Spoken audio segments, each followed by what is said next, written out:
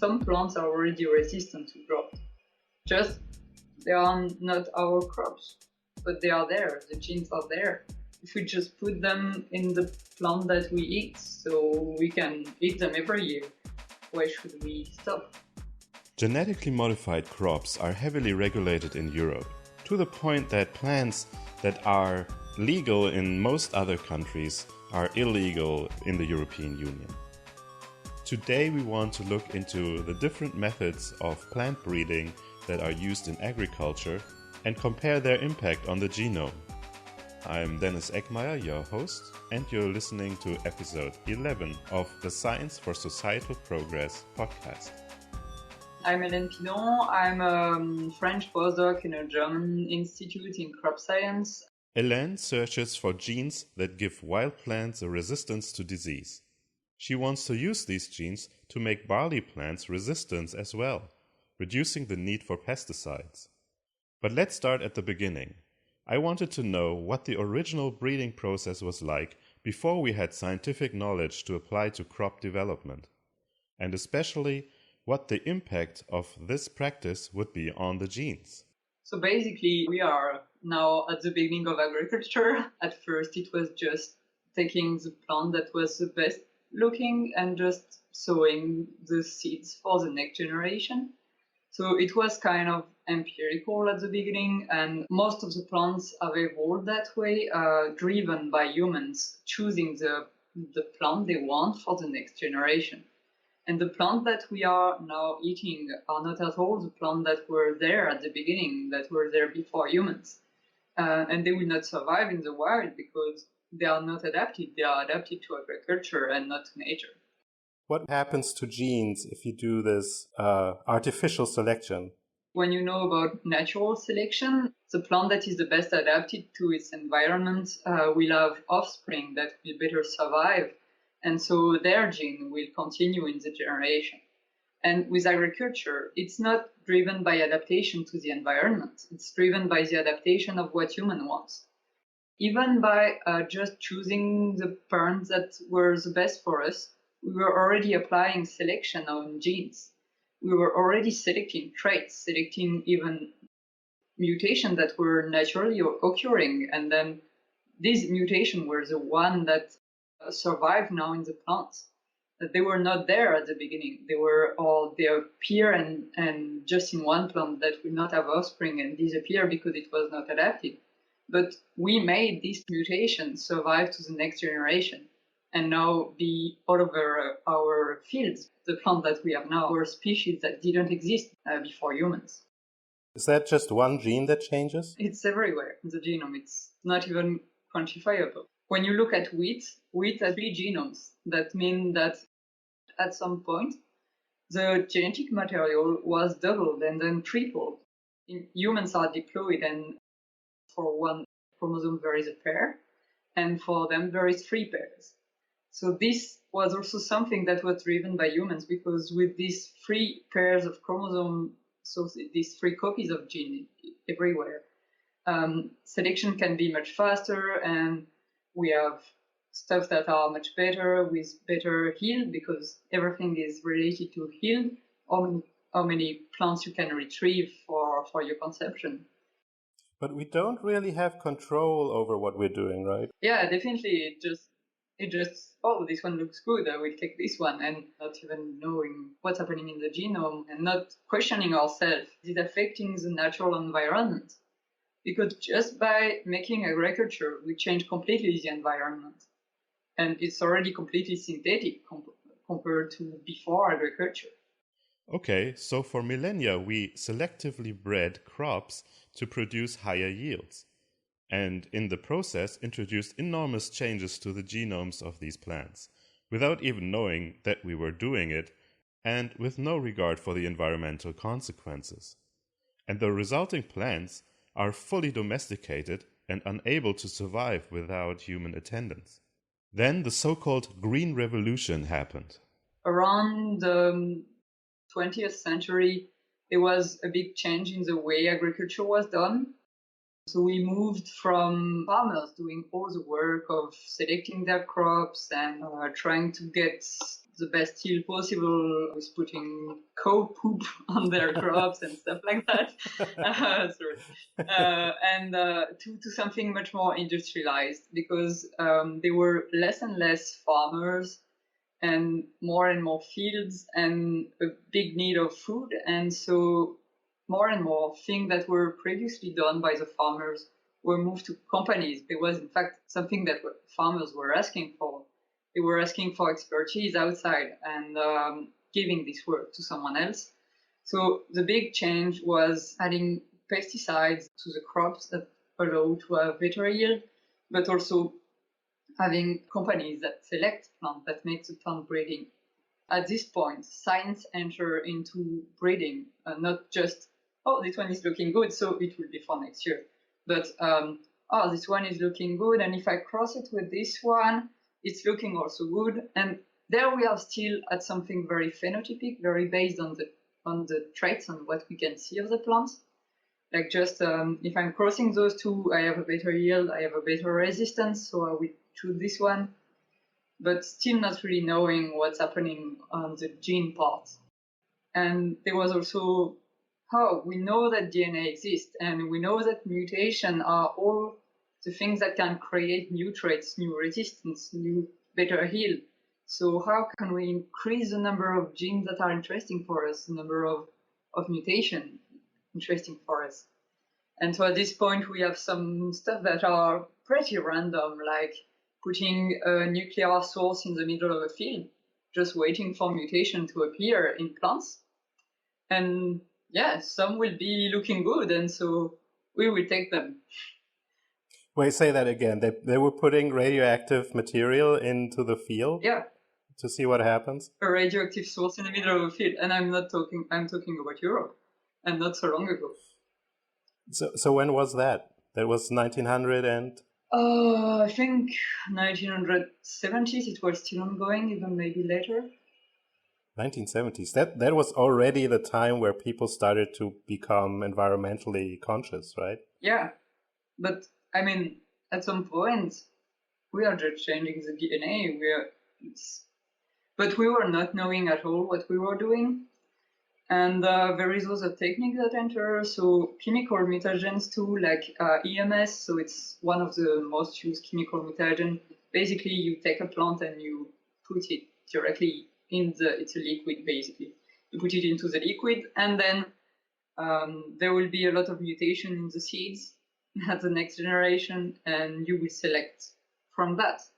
Because you make new mutation, you induce a lot of mutation, and then some traits may be better afterwards. You can have gain some resistance, you can have a bit of more yield, or a bit of a tolerance to salinity, or I don't know which trait. When you put it into the liquid, you don't know what you will get. And you don't even know what's happening in the genome. So with the Green Revolution, we had companies entering agriculture, and they developed pesticides and fertilizers to increase crop yield.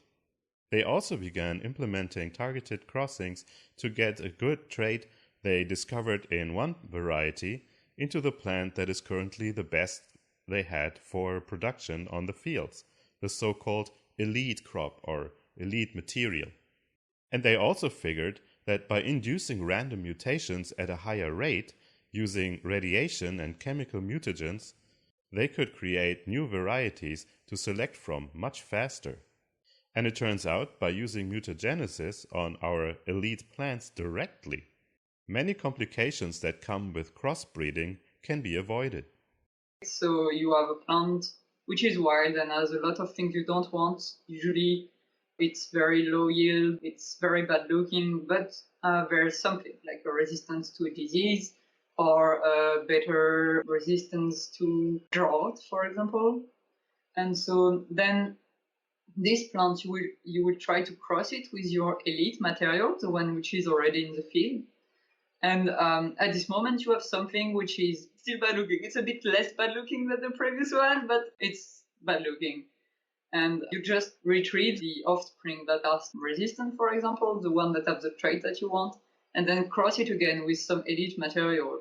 And so each time that you cross it with an elite material, you get rid of a bit of the wild part that you don't want, and try to select each time for the one that are the most elite, but still with a trait that was interesting you in the wild in the beginning.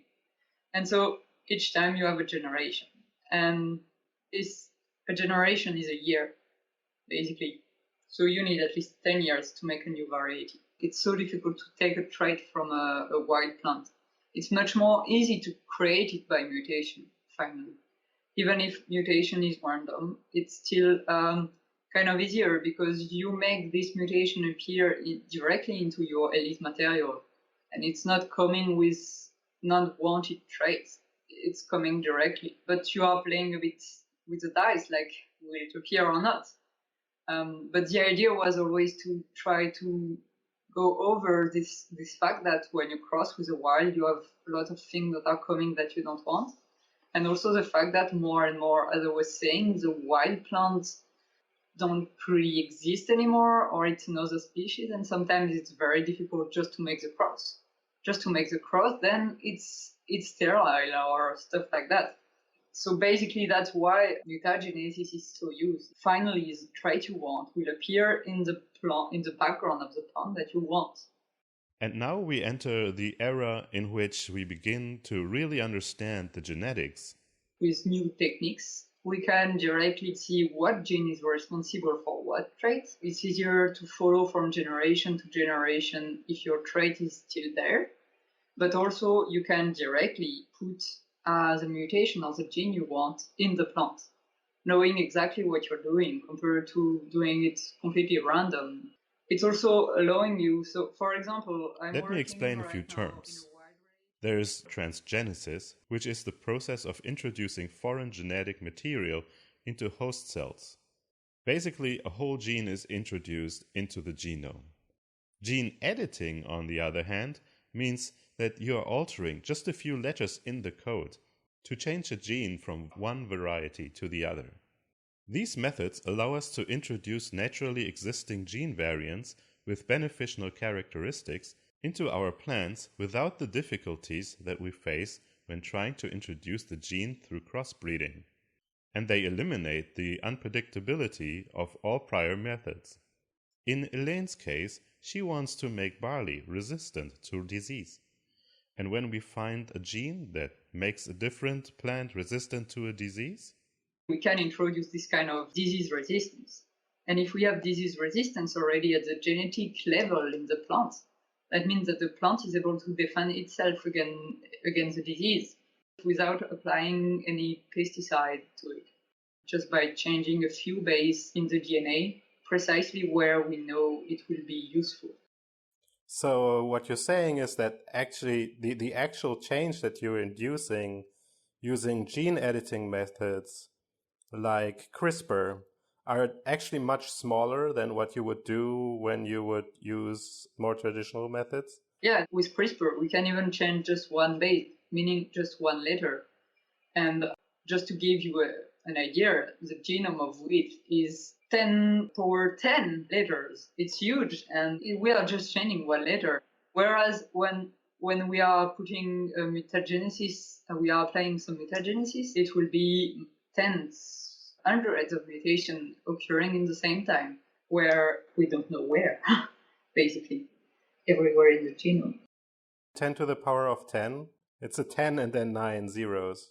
That's 10 billion. So you only change 1 in 10 billion instead of hundreds in 10 billion. Both doesn't seem like a lot. It will really depend on the kind of mutagenesis you can have, but it can be more. But it's a single event. It's like doing it one time. And there's also natural occurring mutation. In wheat, we consider that there is 100 mutation every billion base pair in one generation. If you consider just a 1 hectare field, then you can have 20 billion mutation in just one field.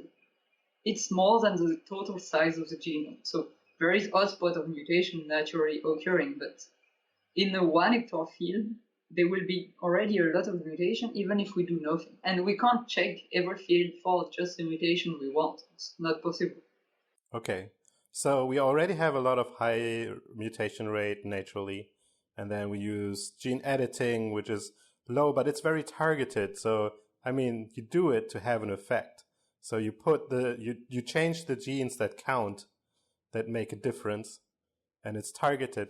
How well do we know what happens when we use CRISPR? Because there was this study that everybody's talking about that CRISPR actually is not as precise and specific as we thought it to be in the beginning, but how precise is it really? How many unintended changes do we make, and how does that compare to earlier methods, to the mutagenic methods? It's still quite controversial, this study. The change that we don't mean to do with CRISPR are called off-target effects. It seems that it's really, really, really low, like sometimes it will happen once in the genome.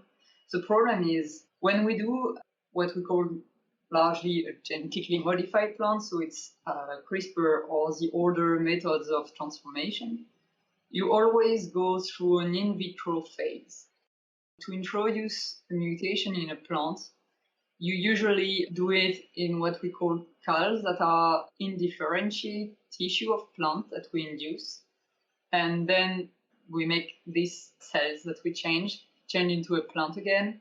This is quite stressful for the plants. There's a lot of things that are going on during this phase, and that can induce also some mutation that we don't know where they happen. But it's something much less than what mutagenesis with EMS or something like that will do. But we know that this can induce also mutations. And mostly it seemed that the thing that was thought to be off target of CRISPR were mostly induced by this regeneration. And this technique is not specific to gene modification methods. In the modern process of plant breeding, even without genetic transformation, you go often through this phase of in vitro culture. It's basically everywhere in breeding. In Europe, genetic modification is strongly regulated. The European Court of Justice now ruled on the status of plants modified through gene editing. It ruled that gene-edited plants must go through the same difficult approval process as plants that have been modified through transgenesis. In their definition, the GM is a way to change a plant that may have not occurred naturally.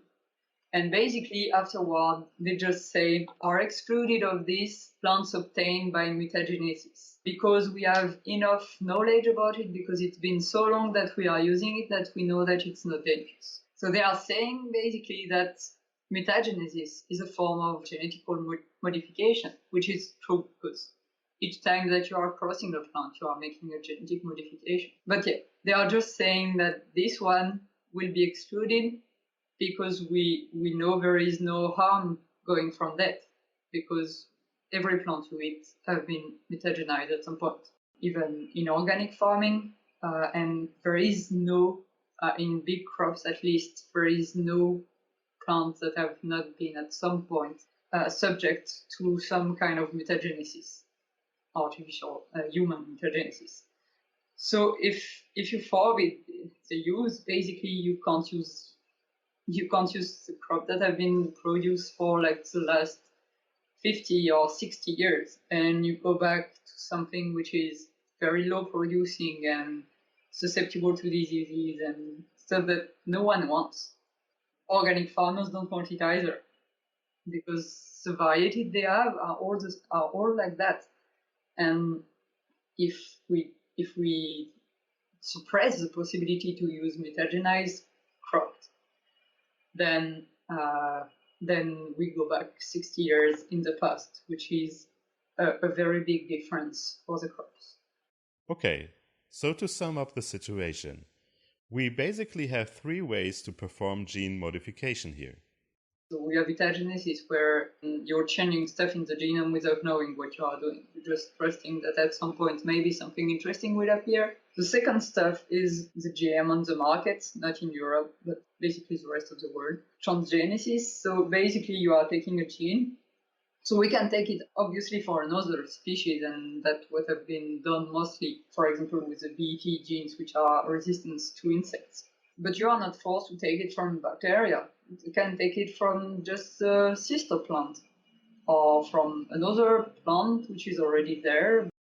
And gene editing is just changing precisely one or two base, so two letters in the DNA, to make a change that will occur because you have some other studies, scientific studies that say this gene is doing that, and if you change that, it will do that very precisely. And the Court of Justice ruled that mutagenesis, the most random and unpredictable of these approaches, has proven to be safe enough, whereas the methods that we know are much less invasive could not be considered safe. This I find mind-blowing. If mutagenesis is safe, and I agree that it has proven to be, then how can they determine that the other methods weren't safe? But if we say there's a traditional method that has a lot of randomness in it, and say, well, that is safe, then how can we justify saying the others that are much less random are not safe? The one where we are directly applying what we want, much more recent, and the general public was more aware of what was going on at this point and was maybe not aware of what was going on before. And they don't understand everything like everyone. It's normal.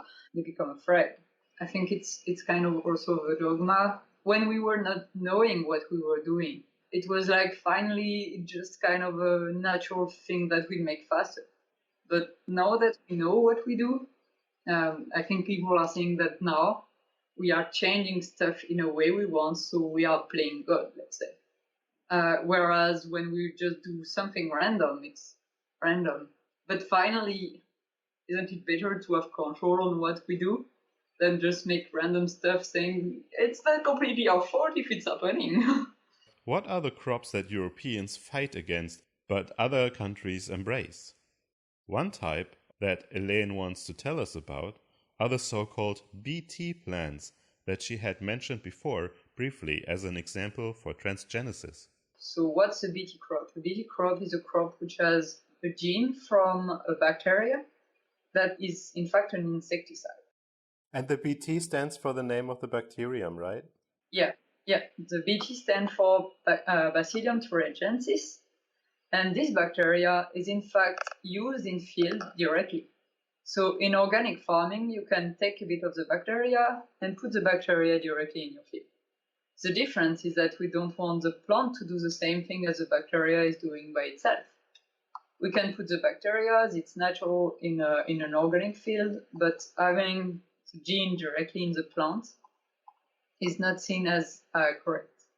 Moreover, people are saying, yeah, but it's plants that are producing an insecticide in continuous, it's dangerous for the environment.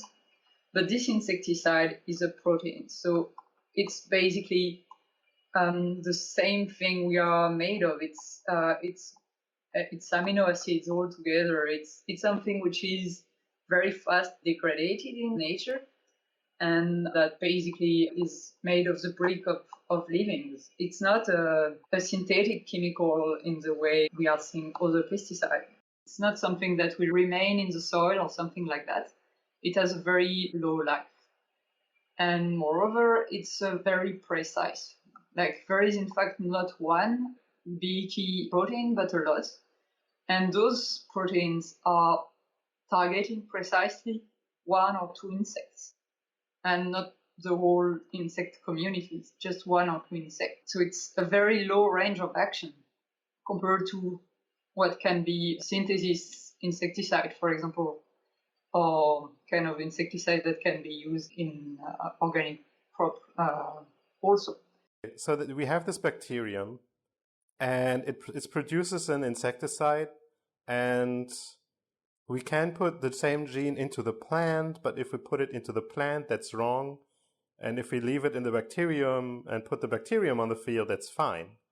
So, and you say that these proteins are very specific. How do we know that? There is a lot of tests that are done on insects, on humans, on animals. There is a lot of studies done. And none of them have proved any adverse effects to humans of these BT proteins. And those beefy proteins are obviously tested around a large set of insects before we can say this one is specific to this insect or this one. So yeah, there's a lot of tests before we release a GM crop. It's even more difficult right now to release a GM even in countries where it's authorized than to release a human drug. But that means that there is like 8 years of work to test the effect that the plant can have on humans, on the environment. But the thing is, as companies are doing these tests mostly, even if it's checked afterward by some authorities, people are not trusting it because, yeah, it's a company that makes the test. But companies have no interest in selling something that is not good because it will appear at some time. And they don't want to sell just for 2, 3, 4 years. They want to sell forever. No conversation about GMOs would be complete without glyphosate. Glyphosate itself has nothing to do with the methods of gene modification. It is an all-round herbicide that kills all plants. In farming, it is useful to get rid of unwanted weeds. Genetic modification only came into play when Monsanto created glyphosate-resistant crops. This allows the use of glyphosate even after the seeds are sowed and while the crops are growing on the fields, because it can't harm the crop anymore. What does Hélène think of this approach? For me, the resistance to glyphosate is not a good thing. It's something that was done also because some farmers were wanting it because it's easier. But it's not something very interesting that we can do. And what was particularly interesting for Monsanto and the resistance to glyphosate thing is that glyphosate at this time was their own product. And no one else was able to sell it because it was under patent. So they were selling like a package. The GM was not the thing that was giving them so much money. The thing that allowed them to earn so much money was selling the glyphosate with it. Does a company have any interest in selling something normally that will stop the farmers from using pesticide? If they are the ones selling the pesticide, no. So private interest of companies can inhibit progress towards more efficient, environmentally friendly, and nutritionally improved crops. But what about the public sector? It's so difficult to put a GM on the market now that only big companies can do that. If it was a bit less difficult, then some public institution or what can also produce some GMs that can be not only for commercial reasons, but also for more practical reasons, like improving resistance to pests, and so you don't spray chemicals, improving resistance to drought, improving resistance to anything, having a higher yield with lower chemicals, either natural chemicals or synthetic ones. With also the global warming coming, the environment is changing really, really fast. And breeding has struggled to cope with that and follow the rhythm of global warming. Global warming is right now coming faster than normal breeding can do. But with GM, we can go faster. And we can manage to get more environment resilience for crops and prevent starvation caused by loss of yield. Like right now in Germany, there was a huge drought, and I think they have 40% less of wheat than the other years. The public sector and the academia, they are the ones that are able to release this kind of genes on the market. The public sector would like also to release some GMs. There's this example of the golden rice for Asia, which is still in the pipe for such a long time, and which at the beginning was owned by companies, but companies saw that they had not so much commercial interest in selling this thing. It's a rice which has high vitamin A content and can improve nutrition in poor countries where rice is a staple crop. So companies realized that it was so hard to manage to get this really high vitamin A content and not very commercially advantageous. And so they let the public sector do it. And right now, I think they are quite close to release the golden rice on the market. One GMO success story came from a public-private partnership. between a scientist at Cornell University in the USA who developed the GMO and a company that made it commercially available. A big virus outbreak happened in Hawaii, and almost all papaya were dying of that. And the solution came from GM, from a resistant gene that was put into the papaya there. And almost all the trees in Hawaii now producing papayas are GM plants that resist to this virus. And without this gene and without this GM papaya, there would be no more papaya in Hawaii now, which is also kind of important for the farmer over there because it was one of the major production. And what method was used to create the papaya? So it's not gene editing, it's transgenics, the previous methods. For the moment, as far as I know, there is no gene edited plants that are authorized anywhere. And finally, if we want to be ecologically friendly, isn't organic farming the way to go? For me, organic farming is not a good way to go ecologic. It's based on something which is absolutely not scientific, which is that what's coming from nature is better than what we can do. And the varieties they are using are the same that are used in conventional farming. But if your plant can't defend itself, then you need to put some pesticide on a field. Organic farming is using pesticides that are called natural because they are mineral or bacteria, things that you can't find in the nature. You don't synthesize them. And if you don't have even the synthetic and efficient one, then you will use the natural one, which are not better for wildlife, but less efficient. So you will need to put even more. The most used things are copper and sulfur, and they are shown to be very dangerous to the environment, to the soil life, to the insects, but they are used, and every year the European Union is saying, yeah, you can continue using it. For me, GM is the best future that can happen to organic farming, because if the plant can defend itself, you don't need pesticide anymore. And with this, we end this episode. Thank you very much for listening.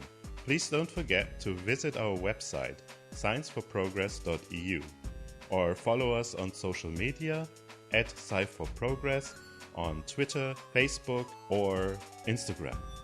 And please consider to become a member on our Patreon account, patreon.com/Sci4Progress. Have a nice day.